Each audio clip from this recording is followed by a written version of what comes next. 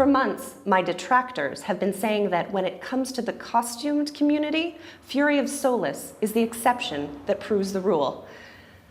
The one-man killing machine calling himself Uroboros has proven otherwise, though in this case I take no comfort in being right. Still at large, Uroboros has been identified as former software engineer Jared Nadir.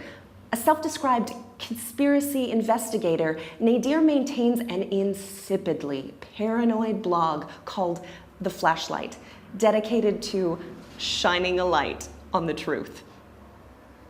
Earlier today, crisis correspondent Sarah Kittredge paid a visit to Nadir's last known residence. Take a look at what we found. We're here at Nadir's apartment looking for leads as to where we may be headed next. According to sources inside the LAPD, multiple unauthorized attempts to access Nadir's network triggered a self-destruct system installed by the hacker to cover his tracks.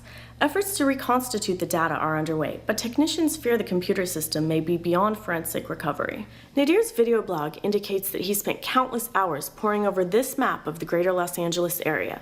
So far, this seemingly random assortment of pushpins has left investigators scratching their heads. Nadir's neighbors were shocked by his transition from mild-mannered tenant to homicidal maniac. He was really shy, but very, very sweet. He paid his rent on time. He was a little messy, but I never had any complaints or anything. I honestly had no idea what he was capable of. Until recently, Nadir's delusions, while alarming, remained relatively benign.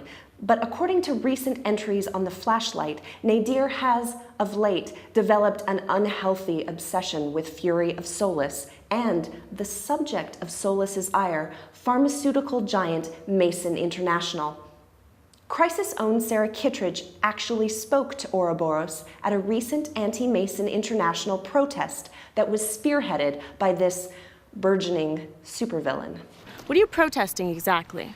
We are protesting Mason International's crimes against humanity. Yeah! Yes, the illegal testing, the political bribes. Oh my God, it's Fury of Solace! What? What's for you right now? Oh my God. What? Are you getting this? Are you getting this? Wow. Fury of Solace, wait! Nadir, who claimed to have incontrovertible evidence that Mason International was and is engaged in illegal experiments on unwitting human subjects, expressed increasing frustrations that his claims continually fell on deaf ears. It was this feeling of helplessness which inspired Nadir to don a mask and follow in Fury of Solace's bloody footsteps. The term Uroboros is most often associated with the image of a serpent eating its own tail. Originally coined by ancient Greek philosophers, Uroboros, translated literally, means tail devourer. More than once, Nadir has said on his blog that by allowing monsters like Mason to operate with impunity, society has, in effect, been eating its own tail. Presumably, Nadir's fascination with this ubiquitous snake was the reason he selected Uroboros as the name for his costumed alias. Uroboros' killing spree began 2 weeks ago with the deadly shooting of a scientist named Marcus Allrand. Allrand was employed by the company Koenig International, which Uroboros attests was the front for Mason International's illegal operations.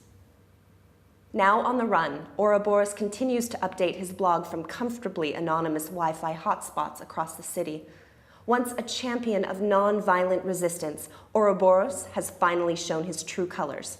And it just goes to show what I've said time and time again, on either side of the law. Megalomaniacs who gallivant around this city in spandex are unpredictable and dangerous. And the longer that Angelinos put up with the likes of Fury of Solace and the Orphan, the more masked maniacs will flock to our fair city of angels.